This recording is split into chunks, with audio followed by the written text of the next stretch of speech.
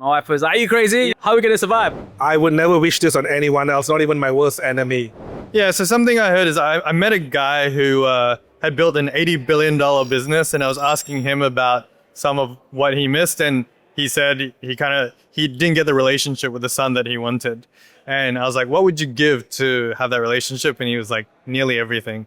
So I have that very much top of mind. And I have 2 kids now. I'd say, yes, go start something. Go try to build something as big as you can. There will be some sacrifices, but I do think if you keep that rule in mind, it's worth it.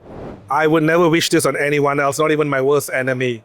At some point in the early days, we ran out of money. I had to sell my car, just to get the company going, put food on the table.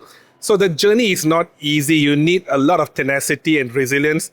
And sometimes you also need to know when to call it quits. For my kids, I would say do it, but do it when you're young, where you can afford to lose it.